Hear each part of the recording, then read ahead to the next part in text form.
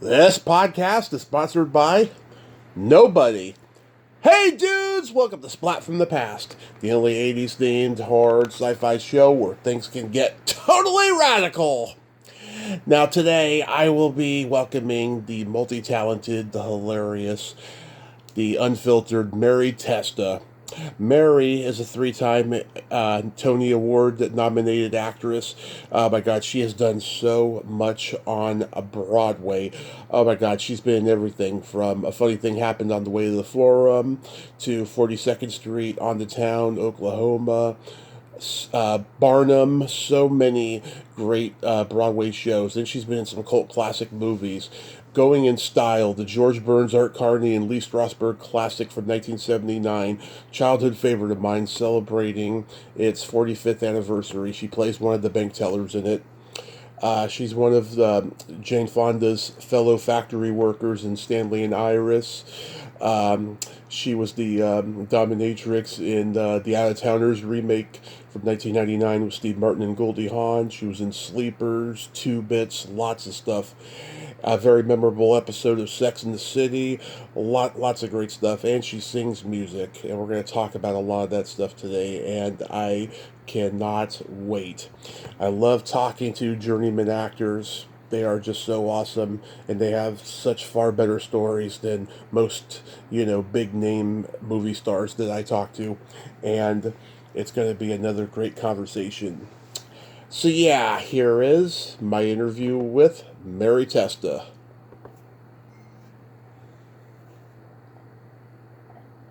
Hello. Hey Mary, welcome to the show. How are you today? Good, thank you. I don't really know how this works. Do I press the camera icon? Oh, no, it's just audio only. Okay, great. Yeah, this is such a great honor. Thank you so much for taking the time today. Of course, thank you. So, going back in time, did you gravitate toward acting early on in your childhood? I did. When I was a teenager, I decided to become an actor. Yeah, I heard you say in a 1986 cable access interview with Ryan Keating that you at one point you wanted to be a mime. I did. I studied mime when I was in college because I had seen Marcel Marceau. Mm-hmm. And there was a mime in Rhode Island. His name was Michael Grando. He just passed away. He was a student of Marceau's. And he was really wonderful. And I was just taken with the art form. It was incredible. But once I realized that I really couldn't talk, I decided against it. Yeah. Did you ever get to meet him? Michael Grando I did, but not Marcel Marceau. Oh, okay. I've talked to people who knew him and stuff, people who studied with him. Yeah, he was just incredible. What an artist. And he had a temper, too. You didn't want to cross that guy. Apparently, yeah. I mean, he was a human being, but, he was I didn't know him personally, but he was an incredible artist that I truly looked up to. I mean, I saw him live a couple of times, and it was unbelievable. I remember reading where he would lose like 15 pounds after a performance because it was so intense and amazing. Anyway, he was great. Yeah. Did you get involved in school plays and community theater and all that? Not community theater. My high school did not have a theater department. Me and my friends kind of started one, but it was just like put on a silly show. But I majored in theater when I went to college. I went to a special school in between high school and college, and then I majored in theater. But I didn't graduate. I finished all of my theater credits by the end of my first semester junior year. So then I just worked 3 jobs and saved up money and moved to New York City in 1976 and have been here ever since. You're born in Philly, raised in Rhode Island? Yes. What's it like over there? It seems like a small populated town. What, Rhode Island? Yeah. Rhode Island is a beautiful state, gorgeous beaches. It's lovely. I don't really know the population, but it's very large Italian population. Now it's probably a lot of different ethnicities, but growing up it was a very large Italian population in Rhode Island. Yeah, my only reference points for Rhode Island are the Cowsills, the Farrelly brothers, and the Witches of Eastwick. That's pretty good. That's pretty good. Yeah. My birthday is June 6th. Oh, on June 4th. Yeah. Yeah, I know. Complicated Gemini. Yes. So you attended the University of Rhode Island. You study acting there? I did. I majored in theater, yes. Did you have any classmates that we would know? I had a bunch of classmates that are all working actors. One being a man named Peter Frechette, a dear friend. He's, I think, in Virginia. I don't know where he is now, but he works mostly at a Shakespeare theater. He might be in Oregon. I'm not quite sure where he is, but he's a wonderful actor. He's done a lot of television, a lot of film. There was a dear friend of mine who has since passed away, was a great agent. His name was Fred Gorman. There's a number of people, honestly, I can't think of anybody's names right now, but there's a number of people who were successful actors from Rhode Island. So in 1979, you do In Trousers off-Broadway. Is that what really opened, like, your Broadway doors for you? Yeah, sort of. That was kind of the first professional job, and it was the music of William Finn, who's now, very lauded composer, lyricist, but that was the first show in New York City of his, so it was a new, fresh voice that people hadn't heard, and it was slightly groundbreaking and started a long collaboration for me. Yeah, Chip Zien was in it. Yes, Chip was in it, Allison Fraser, and Joanna Green. Yeah, Chip Zien, he's got that very unique voice. I mean, he was the voice of Howard the Duck later. No one has a voice like him. Nope, he just did Harmony on Broadway, and he was really wonderful. That show just closed, but he was wonderful. Uh-huh. You did Barnum. Were you in the original cast with Jim Dale? I was a swing and an understudy, but yes, I was in the original cast, yeah. Yeah, I know a couple of people who were in it, Robbie Morgan and Marion Tatum. Yeah. Mm-hmm. I've had them both on. Oh, cool. Yeah, Glenn Close, wow. Mm-hmm. She wasn't Glenn Close yet, right? She was on her way, but no, she wasn't a film star yet. Yeah, was she good to work with? Yeah, I had worked with her a couple of times, actually. Mm-hmm. That's awesome. Yeah. In 1982, you had a one-woman show called No Shame. What's the genesis of that? I met Michael Starobin, who's an orchestrator. He was the orchestrator for In Trousers, and we started sort of working together. We enjoy each other's company, and we enjoy each other's ideas, and we put together a show, like a cabaret. And that was sort of the beginning of our collaboration. We've done several things together. Was it a very bawdy show? Well, it was a kind of show that people weren't really doing in cabaret. I wouldn't call it bawdy, but it was thinking outside the box on several things. And we had 9 pieces. It was all orchestrated. It was great. Yeah, I love bawdy. That's my sense of humor. I see. Uh-huh. How long did that show run for? We ran, I don't know, we were supposed to do 3 or 4 performances at the West Bank Cafe, the downstairs theater.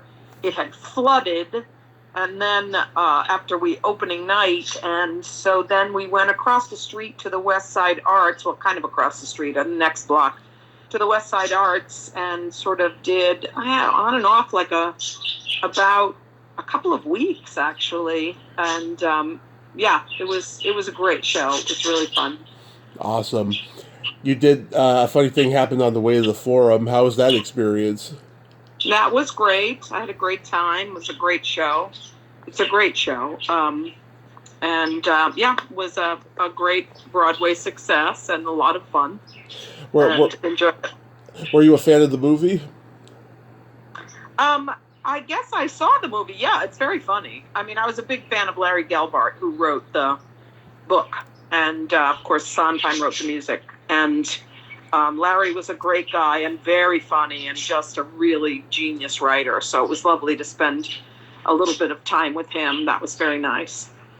Yeah, I need to go back and watch it. I remember not being into it when I was a kid, but maybe now that I'm Mhm. older, I can appreciate it more. Perhaps, yeah. Yeah. What year did you do Grease? I never did Grease. Okay, the internet is just flubbering, I guess. Yeah, no, I never did Grease. Yeah, because I know a lot of people who did, so I was curious. Um, Yeah. Now, the three shows that you were Tony nominated for, 42nd Street, On the Town in Oklahoma, were you hmm pleased with those working experiences, and were you disappointed you didn't win?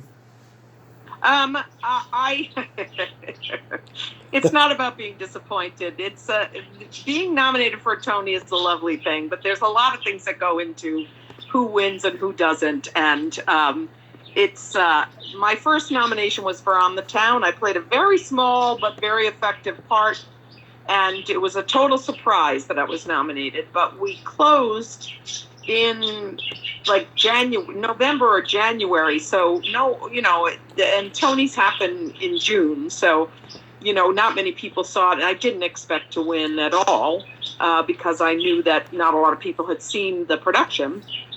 My second one was for 42nd Street, and during that time, that's when the producers was out, and they kind of pretty much won almost every category. Christine Ebersole won for 42nd Street as Best Actress, but they kind of won every category, so that was that. And then in Oklahoma, my part was wonderful. I loved it.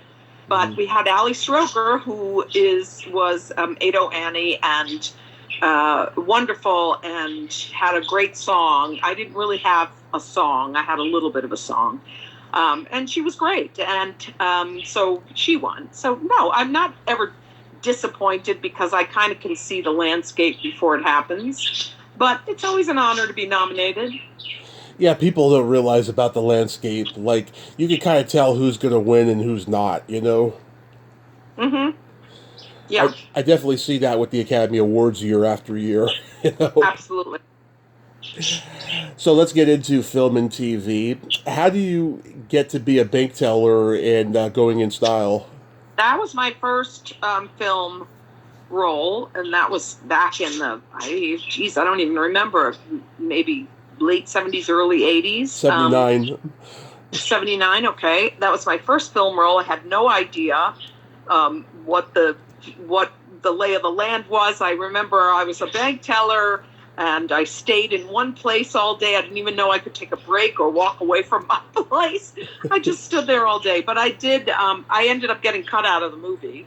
My scene got cut out, which happens very frequently sometimes. Mhm. And but I did get to meet those three gentlemen, and they were so lovely to me all day. So it was very nice. Oh, I love that. Yeah, I mean, I've loved this movie since I was a kid, and I love Yeah. the old Borscht Belt comedians. And Yeah.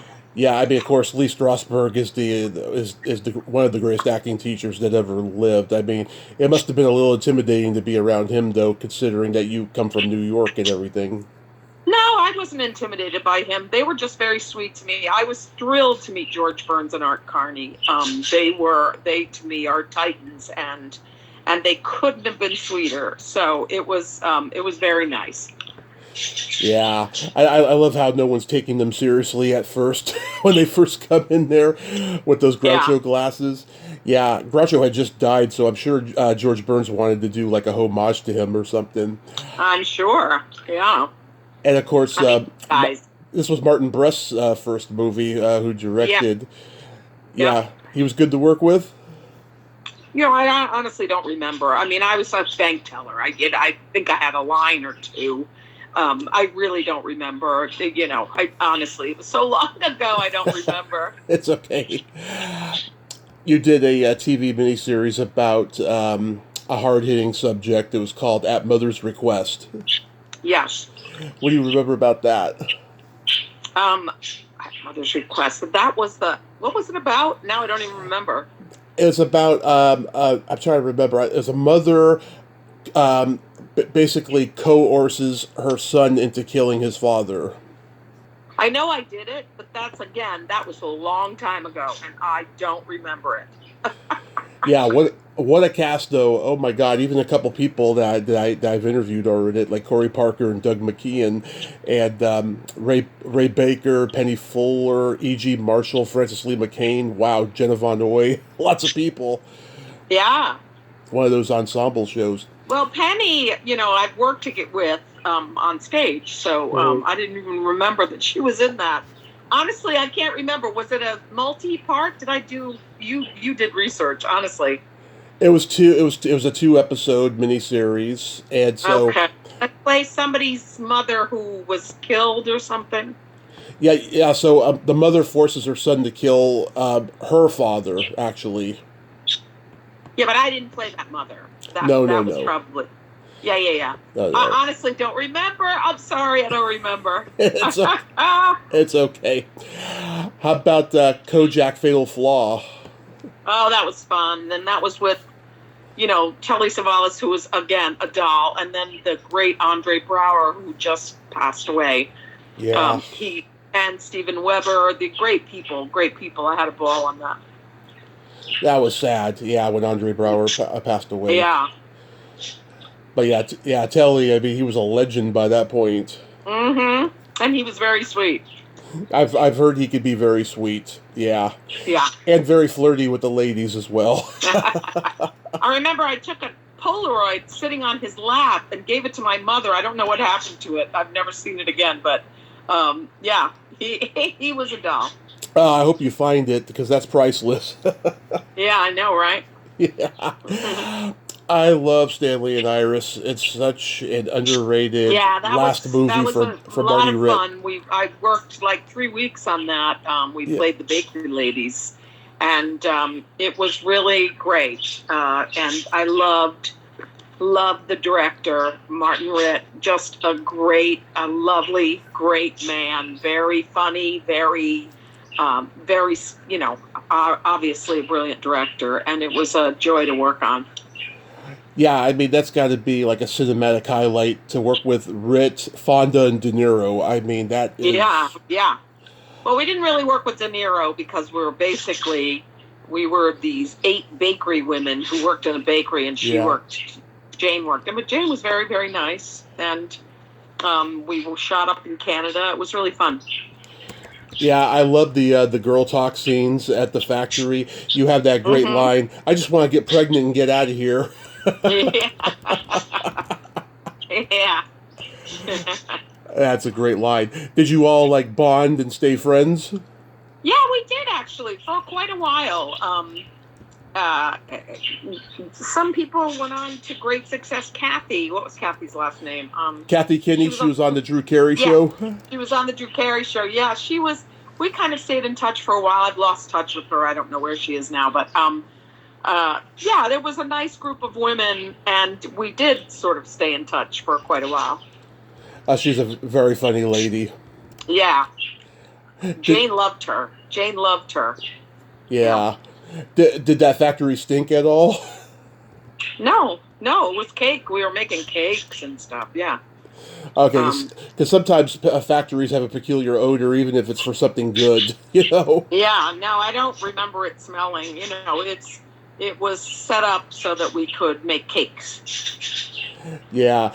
Did you get a sense that that was going to be Martin Ritt's last movie? I did not think that. No. Yeah, because he not at all. He was a legend. I mean, look at his filmography. Yeah. I know. I mean, he was a lovely man. Yeah, I mean, he did HUD with Paul Newman, and God, so many and stuff. Yeah. Do you have a favorite movie of his? No, I mean, I had that experience was lovely, so I guess it would be that. I don't know that was his best movie, but that was a great experience, so I'll say that one. I think it's definitely a great movie for him to go out on. Yeah. You were in Cagney and Lacey: The Return. Anything stand out about that? Oh, I don't. I think I played a reporter or something. Yeah. Celia Sanchez. Yes. Yes. Thank you for reminding me. You know more than I do because, these things were a long time ago. And Yeah.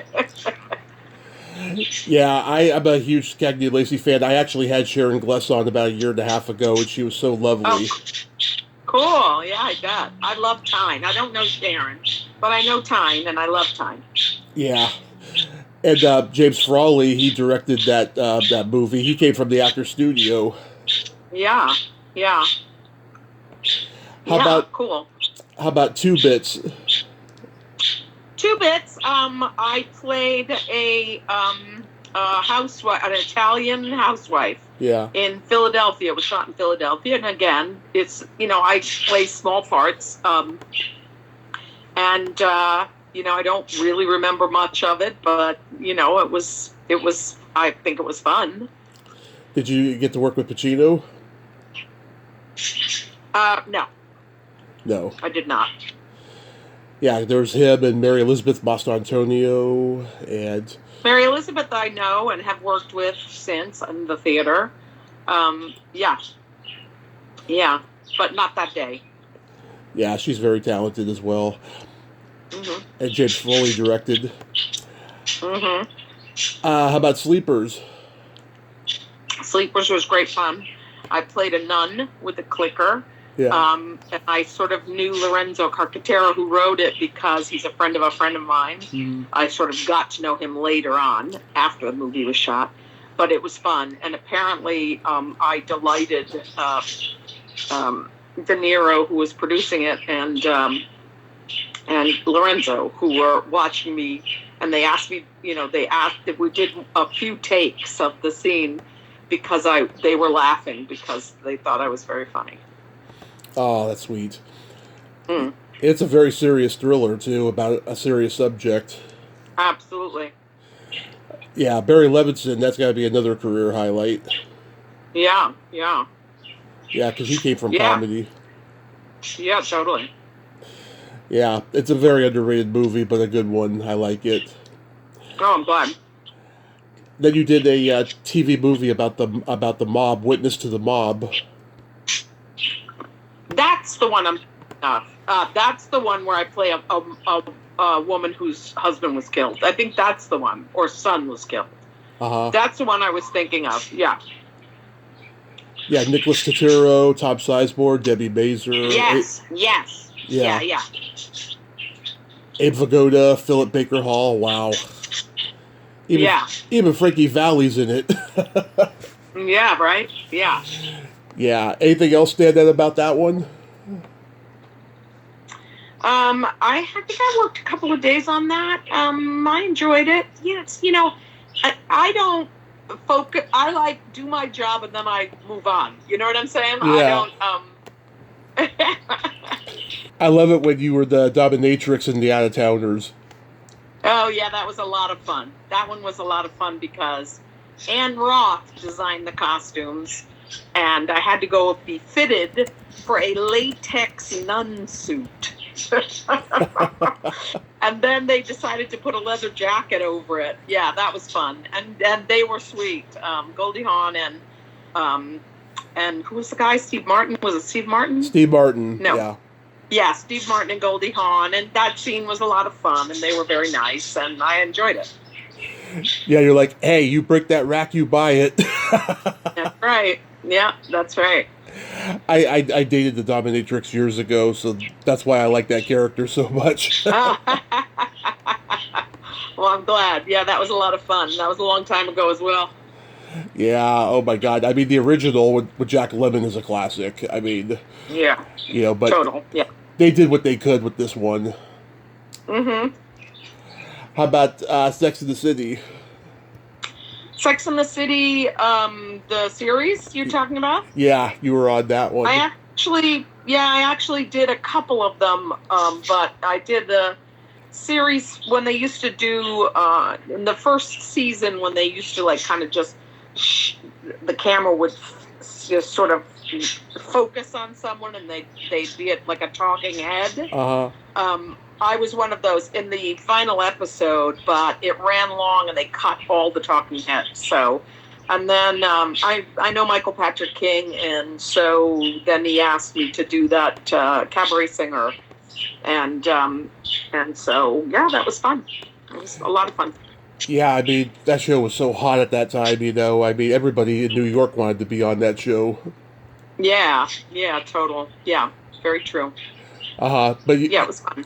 did you get to talk to Sarah Jessica Parker and all of them? I know her because I know also Matthew. Yeah, I probably did, and Willie Garson, who was a doll. Yeah. And yeah, it was fun. Now, I forgot this show even existed. It was Whoopi Goldberg's show. Yeah, it was great. We did 22 episodes. I actually did 21 because I was going to work on something else, so they had to write me out. It was great. It was a great series, and they did not pick up the second season. CBS. Oh, no, NBC. Excuse me, NBC. Mm-hmm. It was a wonderful series, and I think it's all on YouTube now. Oh, okay. Yeah, like, I mean, Whoopi Goldberg was a huge movie star at that point. Why do you think the show didn't go? I don't really know. I think there was some political stuff. It was during the Bush presidency, Mm-hmm. and I think Whoopi probably ruffled some feathers. Also, the head of NBC changed, Mm-hmm. and the head at the time was very supportive of the show, and then there was a new guy, and he was not supportive of it. So, you know, that's what happens in television. I'm surprised. I was surprised because I would have thought that Whoopi would have had some sort of deal where it would be a couple of seasons, but they canceled it. But it was really fun, and it was great. I played a friend of Whoopi's, so she worked at a hotel, and I was we used to smoke together. Yeah. That was my scenes where she and I would just stand outside and smoke together, and we were both pretty ballsy and pretty hilarious, actually. And it was a ball. And I'm sorry that the season didn't go on. Yeah, she had another series that didn't last in the early 90s called Baghdad Cafe. That was on CBS. Yeah. This was NBC, though. This was NBC, yeah. Yeah, it's too bad. How about guest starring on Two Broke Girls? That was fun. Again, that was Michael Patrick King who asked me to do it. Mm-hmm. Because he was the producer and head writer on it. And they were great. I had a ball, and it was so great working with Kat Dennings? Renee Taylor. I mean, Renee is the greatest, and she played my mother, and it was wonderful. And the girls were great. I mean, the girls were fantastic, but it was great to work with Renee. Yeah, she's very talented. She was Joseph Bologna's wife. Yes, yeah. Recently, you did an episode of The Blacklist. How was that? That was great. I had a ball with what's his name? You'll know it. The star, Spader, James Spader. James Spader, yeah. Yeah, he was great. It was one scene, and we had a really good time together. Enjoyed it. Yeah, that's a great show. Yeah, I actually never watched it, but I was happy to do an episode on their last season, and I just did an episode on Blue Bloods and their last season. So I was happy to get on the last season on everything. I love Blue Bloods. I watched like almost every episode while I was in recovery in the hospital. Wow. Yeah, I had all these different. Well, you'll have to watch. Yeah, it's funny. The TV I had 8 channels, and there were like a handful of shows I watched every day, and Blue Bloods was one of them. Oh, cool! That's so cool. Yeah. Yeah. Well, I had a really good time. It's a really nice set, and I play a murdering nurse, and it's 2 scenes, but my one scene was with Donnie Wahlberg, and we had a ball together. It was really fun. Nice. So do you have anything upcoming? Are you still recording music? Just recorded an album a little while ago, a show I did called The Gardens of Annuncia at Lincoln Center, which closed the end of the year, and we recorded an album which should be coming out at some point this year. Right now I have just a couple of little projects, but nothing major yet, and just sort of enjoying a little downtime. Oh, that's awesome. So real quick, we gotta play my secret silly game. This is a series of silly slumber party questions. It's no win or lose. It's just pure fun. And Okay. how the game works, Mary, is I ask you the question, you answer it, and then you ask me that exact same question, and I answer it. And feel free to comment on the answers because they might be funny. Okay. Mary, are you ticklish? Yes. Tommy, are you ticklish? Yes, but if you tickled me without warning, I might hit you in the groin. Oh, okay. Well, I'll be sure not to do that. Is your belly button an innie or an outie? It's an innie. Is your belly button an innie or an outie? It is also an innie. Excellent.